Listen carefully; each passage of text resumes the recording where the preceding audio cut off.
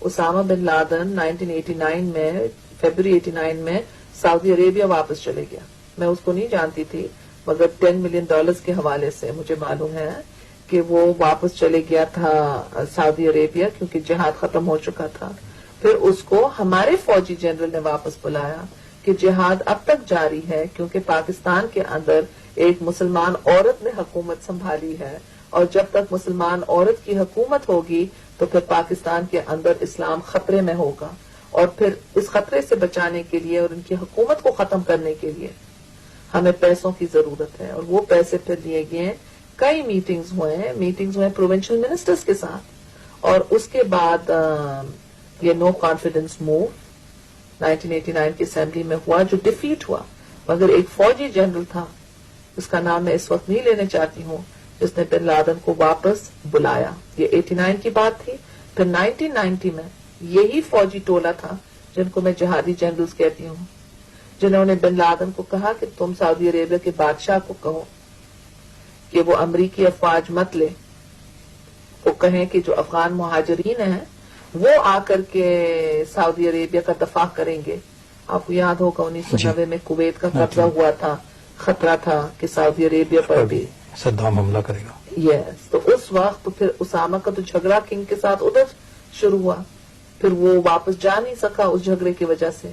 اور وہ وقت تھا جب یہ پلاننگ ہوئی 90 اور 93 کے درمیان کہ ہم ابھی امریکہ کے خلاف کام کریں گے. اور پہلے اٹیک ورلڈ ٹریڈ سینٹر کے اوپر ہوا اور اس کے بعد پاکستان کو خطرہ تھا کہ پاکستان کو دہشت گرد ملک قرار دیا جائے گا. اسلم بیگ ان کی فیور میں بیان دے رہے تھے. وہ بھی بیان دے رہے تھے. وہ بھی صدام کچھ الگ یہ ورلڈ ٹریڈ سینٹر کا الگ تھا کہ یہ دہشت گردی شروع ہوئی تھی اور پاکستان کو خطرہ تھا.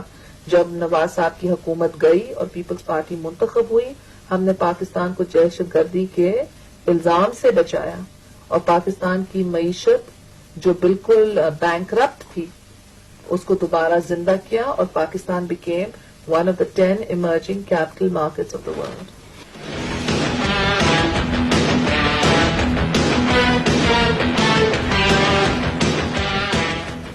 یہ جو جرنیل ساز بازکر کی بیوی نئی ایک پولیٹیکل کھیپ لا رہے ہیں نئی بریڈ پیدا کر رہے ہیں کیا اگر ان کو حکومت دے دی گئی یا مل گئی تو کیا حکومت کو چلا سکیں گے؟ میں سمجھتی ہوں کہ وہی پالیسیز ہوں گے. جب میں کہتی ہوں وہی پالیسیز میرا مطلب یہ ہے کہ جب بجٹ تقسیم ہوگا تو ایجوکیشن کو کم ملے گا, ہیلتھ کو کم ملے گا, ویمنز افیئرز کو کم ملے گا. جب ریونیوز کی بات ہوتی ہے پیپلز پارٹی کے دور میں ملک کی آمدنی 3 سال میں ڈبل ہوئی. یہ مشرف کے دور میں ڈبل نہیں ہو سکی. پیپلز پارٹی کے دور کے اندر ہم نے فرٹیلائزرز بھی وقت پر پہنچائے, بیج بھی وقت پر پہنچائے, کھاتی بھی کیے وقت پر. نتیجہ یہ تھا کہ ہماری ایگریکلچر پروڈکشن 7% پر پہنچ گئی تھی اور کسانوں کے پاس زیادہ پیسہ تھا. وہ ابھی نہیں ہے. تو وہی چیز ہوگا جو مشرف صاحب کی کبھی جنگ ہوگا ہندوستان کے ساتھ, کبھی القاعدہ والے آ رہے ہیں تو ان کے لیے کچھ ہم کریں گے, کبھی کالن پاول آئے گا, کبھی دوسرا آئے گا جنگ ختم کرنے کے لیے, خطرہ ختم کرنے کے لیے, اور ملک کے اندر جو پاکستان کے عوام ہیں ان کو نظر انداز کیا جائے گا. اگر اکنامک ریوائول کی اگر ضرورت ہے تو پھر حکومت کی تبدیلی کی ضرورت ہے. جنرل ضیاء الحق نے آپ کے والد صاحب کو پھانسی دے کے ایک اپنے لیے ایک راستہ ہموار کیا کہ پالیٹیشنز ایک بڑے سیاستدان کو انہوں نے ہٹا دیا. مشرف صاحب یہ کام آپ کو ملک سے باہر رکھ کے اور نواز شریف کو باہر رکھ کے ایک کر رہے ہیں, یہ کرنا چاہتے ہیں اور اس میں کچھ حد تک ان کا خیال ہے کہ انہیں کامیابی ہوئی. آپ اسے کس طرح کاؤنٹر کریں گی؟ میں سمجھتی ہوں کہ کاؤنٹر کرنا کہ فورسبل ایجیکشن جو ہو وہ تو ان کے پاس ہے ہتھیار. ریاست کے پاس ہر وقت ظلم کا ہتھیار ہوتا ہے, ہر وقت نئے قانون کا ہتھیار ہوتا ہے. ہمارے پاس ہمارا ضمیر ہوتا ہے اور ہمارے پاس ہمارے جو جد و جہد ہے وہ سچ کے لیے ہے اور انصاف کے لیے ہے, اور ہماری جو جد و جہد ہے وہ انسانیت کے لیے ہے. تو ہم نیتے ہاتھ ہو سکتے ہیں, مگر جو لوگ نیتے ہاتھ ہیں وہ ریاستی طاقت کو ہر وقت شکست دیتے ہیں کیونکہ سچ کی فتح ہر وقت ہوتی ہے. تو جو کچھ بھی مشرف صاحب کریں وہ ریاستی طاقت کے تحت کر رہے ہیں, and it's a losing battle. اس اسٹریٹجی میں بھی آپ کیا نواز شریف فیملی پہ بھی ٹرسٹ کر سکتی ہیں؟ کوئی جدوجہد میں آپ کا ساتھ دیں گے، آپ ان پہ اعتماد کر سکتے ہیں؟ آپ ٹرسٹ کی بات کرتے ہیں، ابھی کسی کے دل میں خالی اللہ تعالیٰ دیکھ سکتا ہے اور کوئی تو نہیں دیکھ سکتا. میں سمجھتی ہوں کہ زندگی میں چلنے کے لیے اگر کوئی کچھ کہہ رہا ہے تو ہمیں ایکسپٹ کرنا چاہیے. میں شکی نہیں ہوں، میں اعتبار کرنے والی ہوں. ٹھیک ہے کچھ لوگ بے وفا نکلتے ہیں، ٹھیک ہے کچھ لوگ اعتبار توڑ دیتے ہیں، مگر جتنے لوگ ملتے ہیں جو پھر ایک نیک کام میں شامل ہو جاتے ہیں اس سے فائدہ ہوتا ہے. تو میاں نواز شریف صاحب ابھی ہمارے ARD کے اندر ہیں، ان کی اپنی فیملی سفر کر رہی ہیں، ان کے بیوی بچے سب باہر رہ رہے ہیں، اور جو جلا وطنی کے اندر ہیں ان کو معلوم ہے کہ دوسرے کے اوپر کیا گزر رہا ہے اور کتنا انسان وطن کے لیے ترستا ہے. تو I do trust them for now because they are with us and انشاءاللہ in future they will also prove the trust. اور اس میں آپ سے وہ رابطہ رکھ رہے ہیں کہ آپ جدوجہد اکٹھے مل کے کریں، اسٹریٹجی آپس میں آپ مشورہ کرتے ہیں؟ وہ وقتاً کانٹیکٹ کر لیتے ہیں مگر زیادہ تر تھرو ARD. ہمارا جو طریقہ کار ہے فنکشننگ کا ہمارے پیپلز پارٹی کے اندر، تو ہمارے مختلف ڈپارٹمنٹس ہوتے ہیں. کوئی پریس کا ڈپارٹمنٹ ہوتا، کوئی پالیسی کا ڈپارٹمنٹ ہوتا، کوئی ڈپلومیٹس کے ساتھ ملنے کا ڈپارٹمنٹ ہوتا، کوئی مین آرگنائزیشن، کوئی ویمنز آرگنائزیشن.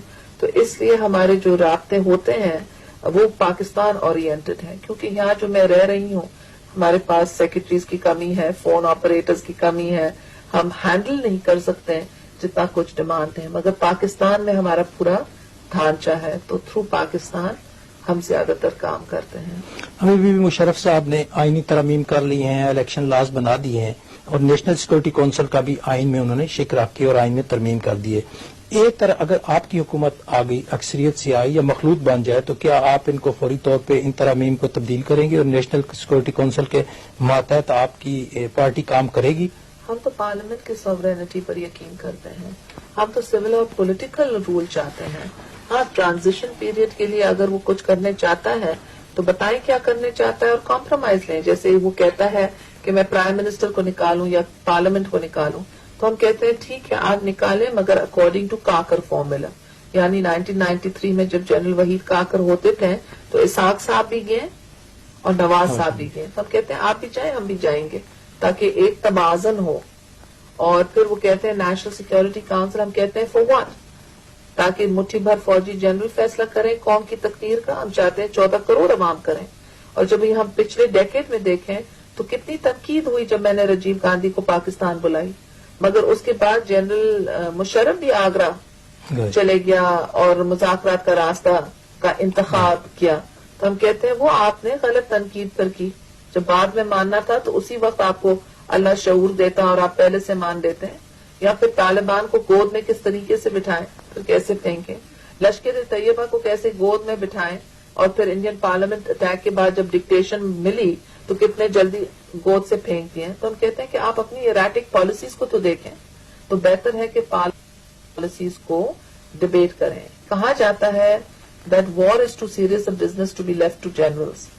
میں تو کہوں گی politics is too serious a business to be left to generals. ان کو فوجی کام پر یقین کرنی چاہیے.